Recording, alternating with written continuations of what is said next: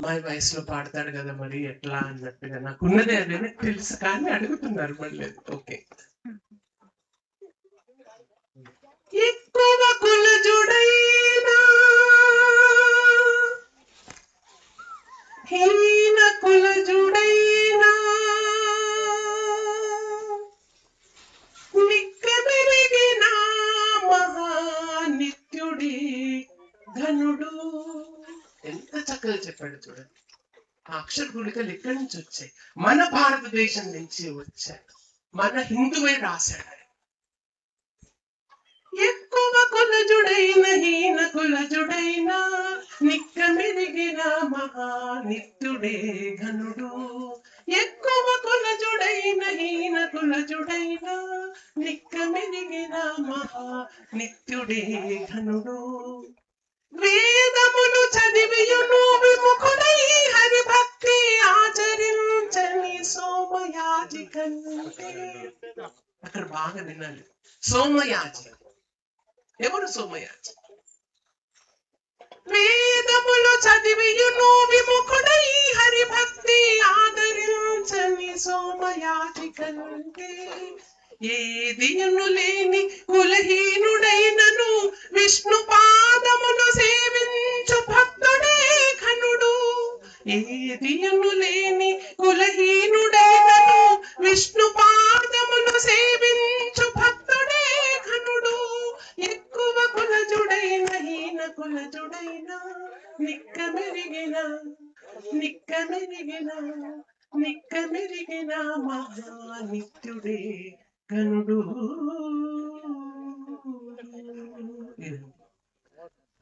ఇక్కడ చప్పట్లు నా కోసం కాదు, దానికోసం కొట్టండి. ఒకసారి మన క్షేత్ర దీన్ని కొట్టండి చూద్దాం. మన హిందుత్వ బలం కృతజ్ఞతలు.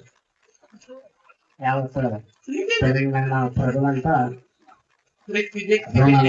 చేస్తున్న ఆనందాన్ని చూస్తూ ఇటీవల కవరంపేటలో నేను ఒక కార్యక్రమం చేశాను. కొంతమంది పెద్దలు కుడివైపు ఎడమవైపు ఉన్నారు. ఆశ్చర్యకర విషయం ఏమిటంటే మొదటి రోజు కాస్త పలచకొచ్చారు, రెండో రోజు పెరిగారు. ఆ వార్త ఎక్కడి దాకా వెళ్ళింది? జగదేగుట్ట నిర్వహించే శివరుద్ర స్వామి వరకు, జియర్ గారి వరకు వెళ్ళింది. దాదాపు 16 రోజులు కంటిన్యూస్ గా ఫోన్లు చేశారు. ఇక్కడ ఎందుకు చెప్తున్నాను అంటే అక్కడ సాంప్రదాయ విలువలు బతకాలి.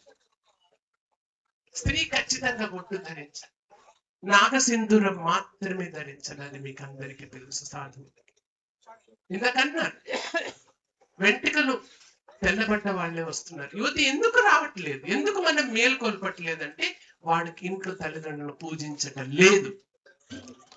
వాడి తల్లిదండ్రులు ఎప్పుడైతే పూజిస్తాడో ఖచ్చితంగా అది వస్తుంది. బీటెక్ గురించి చెప్పారు ఇందాక రుద్రస్వామి. ఏం గ్రహిస్తున్నాం?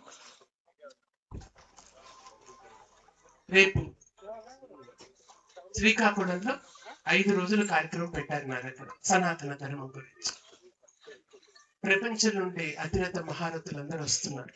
అక్కడ డైలీ 1.5 hour నా కచేరీ విత్ ప్రసంగం. నేను ఆ విషయం ముచ్చర్ల గారికి కూడా చెప్పాను. ఎందుకండి? ఎందుకు మనం మారం? మనం ఎప్పుడు మారాలి? 16 గాజులు ధరించవలసిందే స్త్రీ. పాపట తప్పకుండా ఉండవలసిందే. హిందువుగా పుట్టిన ప్రతి వాడు కుంకుమను పెట్టుకోవాల్సింది.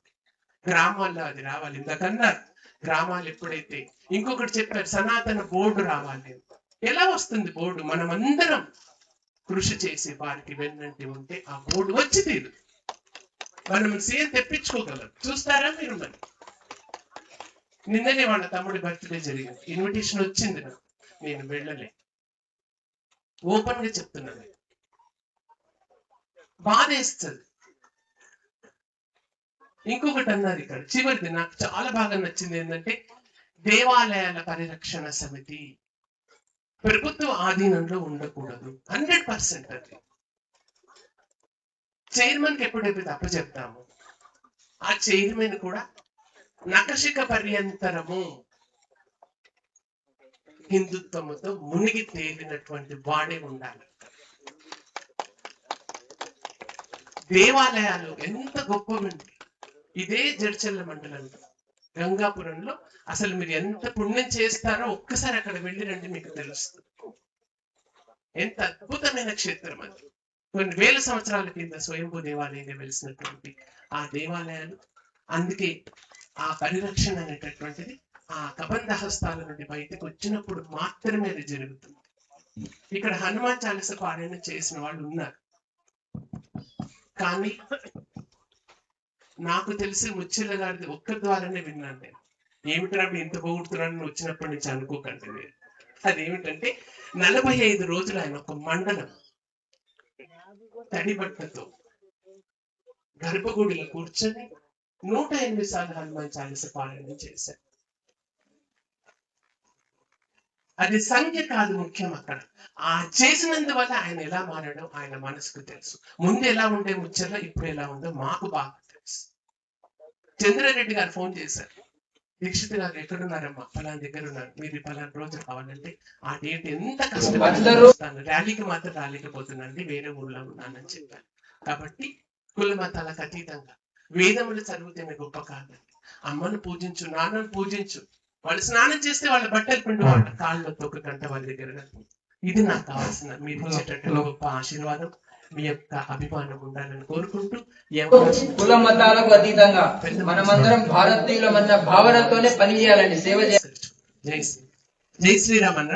జై శ్రీరామ్. నాకు వినిపించలేదు. జై శ్రీరామ్. లేదండి జై శ్రీరామ్. లేదండి. జై శ్రీరామ్. Very good. శ్రీ దీక్షిత్ సుబ్రహ్మణ్యం గారు తమ మాటే మాకు పాటలాగా లాలనలాగా, తమ పాటే మాకు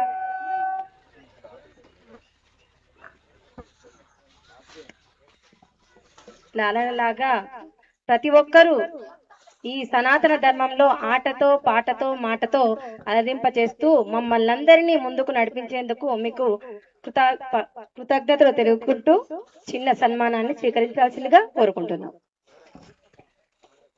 దీక్షిత్ సుబ్రహ్మణ్యం గారిని సన్మానించవలసిందిగా రామచంద్రారెడ్డి గారు మరియు అమృత గారు రావాల్సిందిగా కోరుతున్నాం.